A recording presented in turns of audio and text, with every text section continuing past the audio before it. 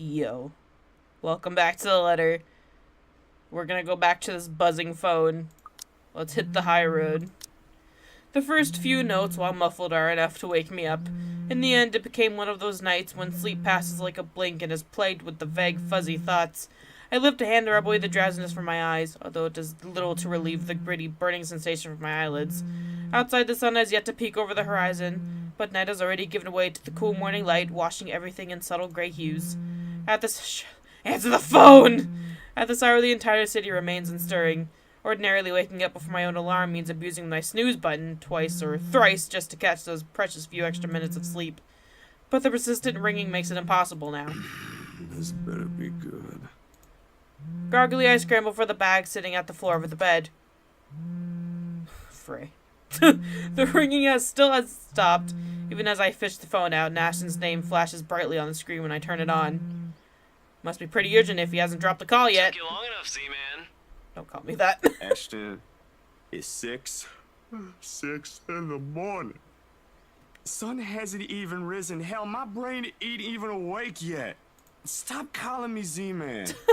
It's 20 past 6, Zach. Oh, you're one of those. When you say it's 6, and you're like, no, it's 6:15. You want to talk? Give me back my 5 extra minutes, Ash. I want my sleep. Hey, don't make fun of me.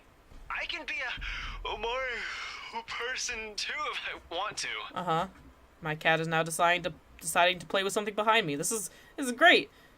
Go back to sleep. What's this all really about? You don't usually make calls around this hour. Is the world ending today? Sorry about that. Becca rang me up a few minutes ago looking for Isabella. Said she didn't show up in her own apartment last night. We both tried calling, but her phone seems to be off. Do you have any idea where... I should have known you two would come looking for her first thing in the morning. Not a laughing matter, Zach. You can't really let your guard down with everything that's happened here recently. You've heard about the Cooper wound from the news. Everyone in the precinct has been restless ever since the incident the other day. Yeah, I get what you mean. My animals are restless. Listen, Ash, about Bella. I let my voice trail off, unsure of how to go about recounting last night. If I should even say anything to him. He might be a close friend, but at the end of the day, whatever's bothering her ain't mine to speak of it in the first place. On the bed, Isabella remains as still as when I transferred her the night before. Sometime during her sleep, she pulled up a blanket over herself and tucked into it comfortably. Like this, it's easy to forget the horror in her eyes, how much her hands and lips trembled. Save for her firm grip on the edge of the covers, she appears nearly as normal as she would any other day. Almost. I'm not really sure how to go about this while being... Zach, what about her? Something the worry, the concern must have surfaced in my tone because his own shifts then. Carefully as he's preparing for the worst. Look, you don't have to worry about her. She's with me right now. Since last night, in fact. Oh, why didn't you just say so earlier? My wrist is itchy. She kinda knocked in the middle of the night. I couldn't possibly wake you two over that. And with how things are when she arrived, I thought it'd be best if I let her rest first. I just wasn't expecting people would be looking for her before the rooster even crows. You could have at least called her something. Becca's beside herself with worry when she found out. You know how much she frets about the smallest stuff. I know. I'm sorry. That was a lapse on my part. And I just didn't think... Okay, you know what?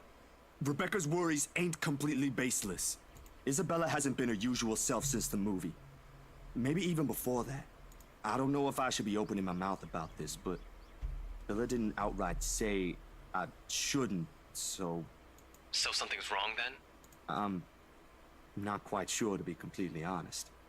I couldn't get the story out of her. Really? I thought you'd learned something from me by now. That's not it. Ash, when she appeared at my doorstep last night, she was shaking, and What the fuck? and when I tried to ask her about it, she just panicked. Had this frightened look on her face. I'd be surprised if this was the first time I've seen it, but it ain't. Dude, the first time, she was screaming. First time? When was this? You weren't talking about the thing in the movie house, are you? Because that was just us fooling around. Granted, I think I went overboard with the joke, but... No, it happened the day after.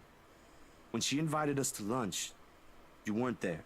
We were walking one second, and then the next, she's crying out. I'll be straight with you. That scared me shitless. I'm so used to not reading. I just like sitting here and listening. It's nice. It's serious. I'm just chill. It bothered him if the way he falls silent after his telling. What? But after his opinion, it stays absent from his voice. When he speaks again, he's always been good with that, hiding what he thinks. Did she say anything else? Nothing. Won't tell me anything aside from a few vague words. I didn't want to push it. Where is she? Is she still sleeping? Right here with me, still sleeping. Should I wake her up or something? Let her know you guys are looking for her? No need. Let her rest. I'll drop by in a few. Today? Don't you have work at this time? I mean, I can drop her off home myself before meeting my client later. Look who's talking. My schedule's flexible, Ash.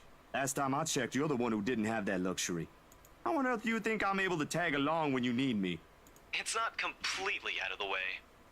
They live on the other side of the town from you, Ash.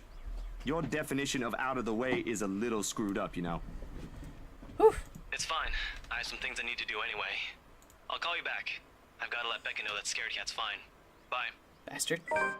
He drops the call before I can even get a word in, and for several minutes after, I found myself simply listening to the rest of the Luxem. Yeah. You know, it's amazing how deep my voice can go. Yeah. No. Oh, that's weird. That's just weird. The increasing sound of passing traffic, the bustle of the nearby shops preparing for the day, and the growing clamor of people while they go about their morning. Not the most soothing sounds to hear following a troubled night, but the routine puts me at ease nevertheless. What's comforting, what's safe, what I'm used to. Nearby, Isabella shifts but doesn't wake, blissfully unaware that as the city stirs itself back into life. Was her night as restless as the one I had? Were her dreams as lucid? In a hushed moments like this, I envy her. Unreasonably, probably a little unfair, to say such in the light of last night. If only forgetting it's as easy as breathing. A small yawn escapes me when I rise from the couch to stretch. Luckily, the short conversation with Ash has effectively driven away any will to go back to bed. Woof. I still have a day to get through despite the probable ghost hanging around. Is Zach depressed? Is this what you're telling me? The orange bottle sitting on the edge of my table is reassuring against my palm, and the instant I pick it up, the sterile odor of capsules equally so. Yet the weight they carry is something I've never gotten used to. Years ago, I spent minutes, heck, even hours staring at a single pill prior to taking one. What'd that say? Taking one in. Okay. Now it's just routine, a way to stave off the unwanted nightly visits. Although I don't think Dr. Navarro will be quite pleased if he finds out I'm relying on them again. I do owe him a visit regardless, especially after missing our appointments on purpose, ignoring his calls for weeks. Another sigh comes out, tired and heavy, and then I pop the tablet into my mouth. Zach? What time is it? Too early! Throws the fucking pill bottle out the window. Can't let her see it. The bottle in my hand hits the table with more force than necessary. As much as I trust my friends, there are some things I'd rather keep to myself. Morning, Bella. Did you sleep well? He took that without a drink, though. That's a real man right there. She answers the question with a long, drawn-out yawn, one reminiscent of a child. A chuckle manages to come out of my mouth at the sight. In this manner, it's easy to mistake her for someone too young for responsibilities, inexperienced and immature even. Easy to forget she was thrust into the role of adult earlier than her own dreams can afford, to overlook how surprisingly observant she can be at times. Maybe not on the same... What's that noise? Oh, my cat is staring at me from behind me. That's creepy. Maybe not on the same level as Ash's exercise for investigation or Becca needs for her own work. But it's certainly enough to deftly put what she sees around her on canvas.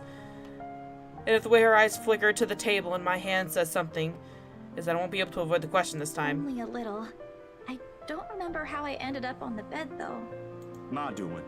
You didn't look very comfortable sleeping on the couch, all hunched up like that. It would have been enough for something temporary. Sorry I stole your bed. Hey, it doesn't matter.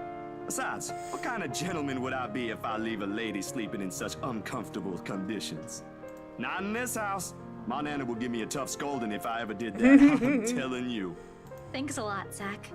I know I barged in at a very inconvenient time last night. I wasn't really thinking when I did, and... Hey, it's cool, Bella. I ain't mad at you. That's what friends do. You guys are welcome here anytime. Although Ashton abuses the anytime part a lot, I don't really mind. We might have less wiggle room if all four of us are present, considering the size of this place. But as long as no one makes anything explode, it's totally fine. Fine or not, I still owe you one for last night's trouble, especially since you don't seem to be... Can't somebody just read for me? I'm enjoying just sitting here and listening. A concerned expression passes over her features as she spares another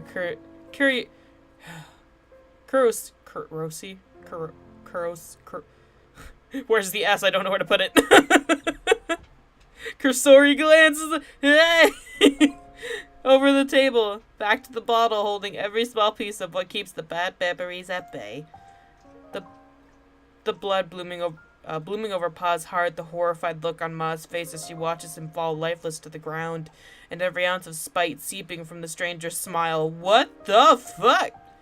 You don't belong here. You monkeys don't belong here. I see what's happening here. It never stops, doesn't it? Well, you don't seem to be feeling well. Let me know, okay? I'll make it up to you somehow. She makes a slight gesture with her head towards the bottle, asking a question without really asking. Subtlety has never been one of her greatest assets, but right now, even Ash would have been a little amazed, if not at a loss for words at it. She has left it up to me whether I'll give her the response she wants to hear or not. Tell the truth, she is your friend. Hell yeah. We're just gonna boom this meter, you have no idea. Beep. But it's never easy, ain't it? Talking about my own problems, that is. It'll never be. Not by a long shot. Not when I've let this stay the way it is for so long. I've realized that long ago, when the wounds are still fresh and the dreams are nightly occurrence. Can't force yourself to get better or move on to better things. It is what's normal now, and I can only cope. The question in her eyes may be unwarranted, born simply out of curiosity and sincere concern for a friend. I don't owe her an explanation, in fact. Period.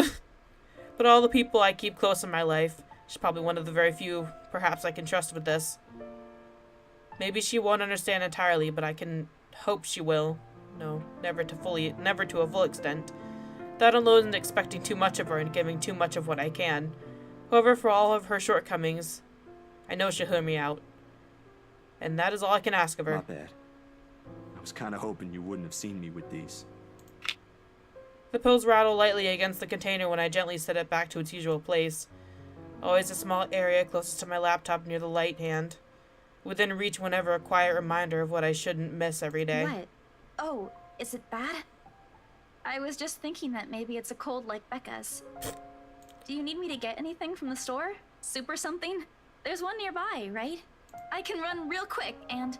No, nothing of that sort. I'm perfectly healthy right now. It's really difficult to say, but can you promise me you'll listen at least? What is this about, Zach? I should have been upfront with you about this a long time ago. Well, Ashton found out without me telling him anything.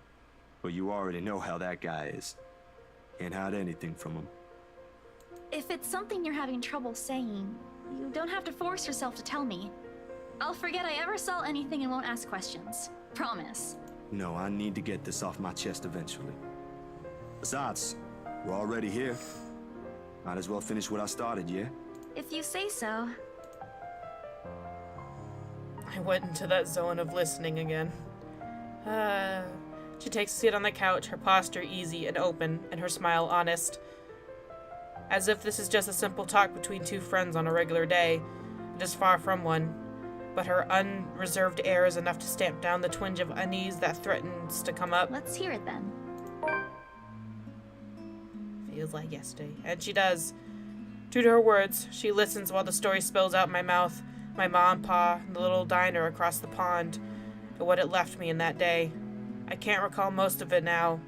My own account jagged with a few missing details here and there. The passing years have eroded most of the recollection of the whole incident. All except for that one moment in the kitchen. The ringing of gunshots are as vivid as it sounded that day. Even Ma's hysterical screaming the moment Pa's body hit the floor motionless, his lifeblood flowing out from under him. And the gunman, he was smiling. He was smiling when Pa opened the door to welcome him. He was smiling when he put the bullet in Ma's head. Whew. I've heard stories of how the world can be a cruel place for people like us before. I never believed until that moment. Nan and Gran took us right after that. Sis and I flew straight to New Jersey as soon as they heard the news. A few days after, Ma and Pa were laid to rest. And we have a new home a continent away. I didn't even get the chance to take my favorite pillow with me. They said something about the change of environment will be good for us. They had no idea the different kind of ghosts would follow me here. I expected questions, mostly those brimming with childlike curiosity, maybe some that are a little too hard to answer. But to her credit, she just sat there, lent her ears, and looked at me with no expectations or unnecessary judgment in her eyes. She appears wiser and older like this, easier to see the breadwinner in her.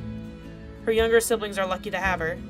When I'm done, after everything's been said, she wraps her arm around me, a bit awkward considering the gap of our height, but it gets her sentiment across. But it's difficult to answer this kind, when we were supposed to recuperate the gesture, given my early apprehension. She pulls away shortly with a smile on her face. Not the reaction I braced myself for, but it is obviously better than what I imagined. Are you not gonna say anything? Am I supposed to say anything after? Like, apologize or something? I don't think that's very appropriate, but if you want to hear one, I can think of something real quick. Not really. Other people have something to say after usually. And they're not necessarily nice either. What would they possibly say to something like that? That's not nice. Okay then, I won't. I can't think of something anyway. Sorry, I'm not very good with this. Who else knows, by the way? My older sister, grandparents, and just Ash and you for now. Maybe I think I should tell Rebecca too, but... But not right now? Yeah, not right now. When I'm ready. Like today. I'm sure she'll be willing to hear you out once you do. I don't doubt she will. I'm more afraid of how she'll react after. One step at a time, yeah? Whew. Surprisingly, it feels good to get that one out my chest. I was a little afraid you'd be angrier. I didn't tell you earlier than today. I'm not angry. I'm just surprised. You didn't look like it. I wouldn't have suspected. I suppose that's how it often is, isn't it? We all have our... what's the word Becca uses? Inner demons? Or ghosts, you could put it. But this is something personal to you.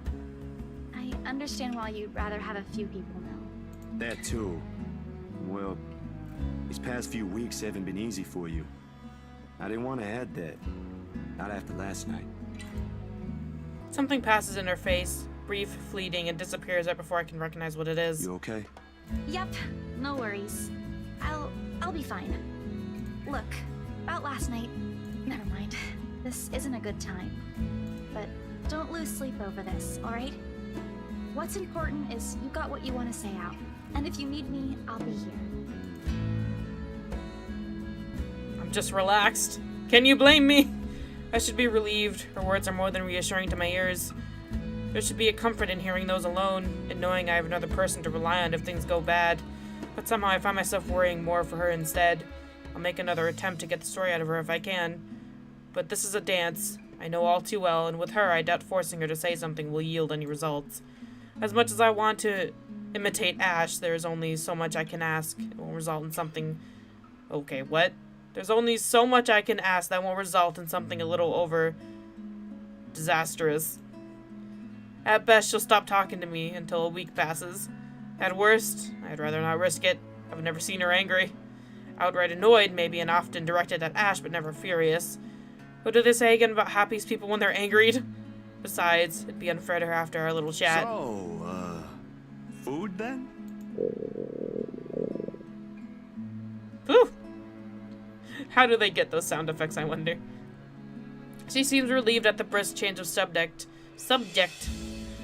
And as if it's been simply waiting for its cue all this time, her stomach rumbles at the mention of food. Rather loudly, as a matter of fact. Alrighty, Missy. We're going to get some chow now. Better be quick, though. Can't have your stomach starting a revolution on us here. Don't make fun of me. I'm not that hungry. Uh-huh. Maybe a little. I didn't think I'd end up skipping dinner last night. now we have one starved stomach protesting. Sorry, it'll be nothing fancy, since I'm a little low on stocks. I should probably drop by the grocery store after the meeting this afternoon. I can make a quick run for you if you want. Nah, I've got enough to put together something nice here. Maybe. I could always improvise if we're missing an ingredient or two. It ain't like we're going for a Michelin 3-star status here. Also, didn't I say you're a guest? Is this a Filipino thing? Or just Rebecca rubbing off on you? She looks more worried than anything. Doesn't look like a laugh would come out of that face. The soft laughter that comes from her doesn't quite reach her eyes. Neither. The answer is neither. Because if she stays idle, she'll remember. On second thought, I might need a little help slicing up the potatoes while I prep the ham. What the hell are you making? You up for that? What? Do you think instant noodles are all I'm about? I'll have you know, I can cook a mean paella with my eyes closed. All my siblings love it. Sure you can. Come on. I think I know what we'll do with those spare ingredients. True friendship right there. 2 episodes and we're still in Zach's apartment. Oh my gosh. Will we ever leave? Is this the real horror? We're stuck in Zach's apartment for the rest of the game. Oh no. I'm gonna end it here. I'm so tired of looking at these same walls. The same desk, the same chair, the same bed. I need to leave. Goodbye.